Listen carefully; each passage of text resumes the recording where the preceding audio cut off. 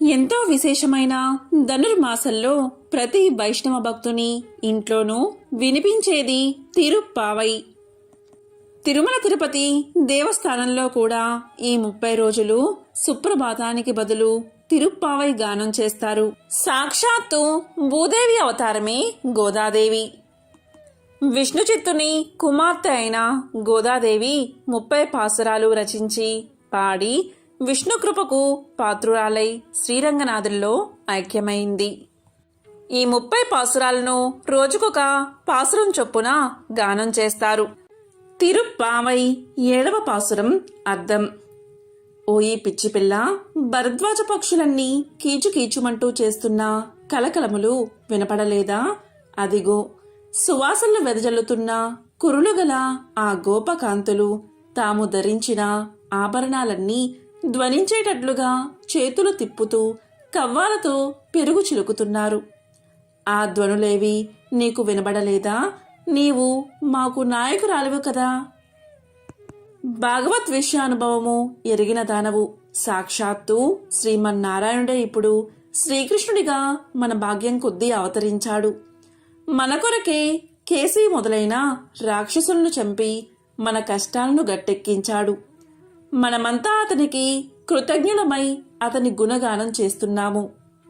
అయినా వాటిని వింటూనే ఇంకా పడుకుని ఉన్నావా? మేము పాడే ఈ పాటల ఆనందంతో నీవు మెరిసిపోతున్నావులే. ఇకనైనా లేచిరామ్మా తల్లి, వ్రతం ఆచరించడానికి ఇంకా ఆలస్యం దేనికి అని ఒక గోపకన్యను లేపుతుంది ఆండాల్ తల్లి. భగవత్ అనుభవము నిత్య నూతనమై మోహపరుస్తూ ఉంటుంది. పక్షులు తెల్లవారుజామున మేల్కుంటున్నాయి.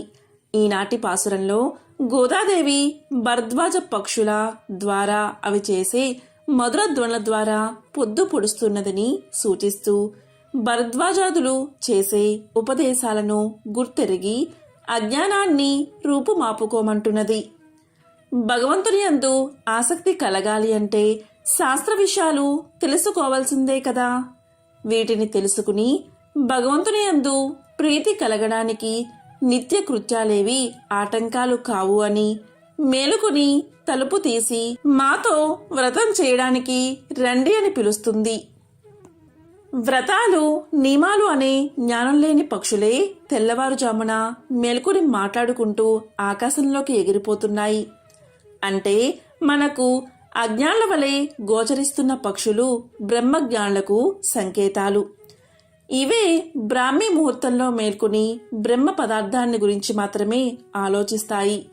అంటే భగవంతుణ్ణి ఆరాధించే సమయం ఆసన్నమైనదని, భగవన్నామ చింతనే మనకు పరమాహారమని ధ్వని రూపంగా చెప్పబడింది. అంటే పక్షులే తెల్లవారుజామున మేల్కున్నాయంటే మరి మానవ మాతృలం ఎప్పుడు మనం మేల్కోవాలో తెలుసుకోవాలనే సంకేతం ఇందులోని ధ్వని సూచిస్తుంది.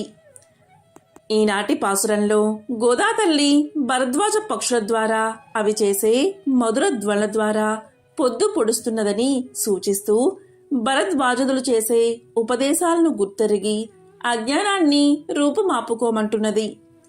భగవంతుని యందాశక్తి కలగాలి అంటే శాస్త్ర విషయాలు తెలుసుకోవాల్సిందే కదా.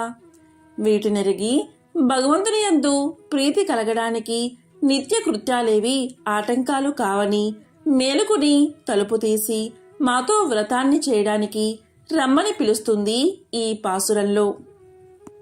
ఒకసారి కృష్ణుడు ఆడుకుంటూ ఉంటే ఒక అసురుడు గుర్రంలా వచ్చి నోరు తెరిచాడు.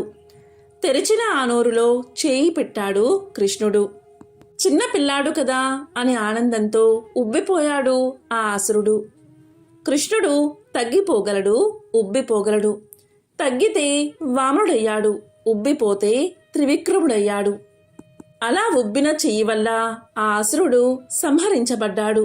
అలా మనకు ఉపకారం చేసే ఆ కృష్ణుడి నామాన్ని పాడుతుంటే నీవు వచ్చి మాతో కలిసి పాడవచ్చు కదా అని మన ఆండాల్ తల్లి గోపికను నిద్ర లేపడానికి ప్రయత్నిస్తూ ఉంటుంది. పవలింపు వేయడము పక్షుల కిలకిలమనుచు పలుకుచుండే తనివితీరా గల్లు గల్లు మనడు కాసుర పేర్లను కంఠమాలను దాల్చి కాంచుమనుచు గొల్లల ఇల్లాండ్ర కోలలు చేదాల్చి పెళ్ళుమనడు పూజల్లు చేత నారాయణ అని కైవారంతో మేము ఆలపించిన స్వామి పలుకలేడు. గోప బాలమమ్మ గోవిందు సేవింప తరలి నారమ వచ్చి తలుపు తెరువు అనుచు పిలిచివారు మనవిని వినుమని ఏకచిత్తలగుచు వేడుకునిరి. స్వామి సేవయందు సర్వంబు నర్పించి నోము నోతుమమ్మ సేమముగను. శ్రద్ధ భక్తినిచ్చి బుద్ధిని యొసగచు శ్రీధరుని మనమున స్థిరము కమ్ము. ఇదే 7వ పాసురం యొక్క అర్థం. ఓం నమో నారాయణాయ.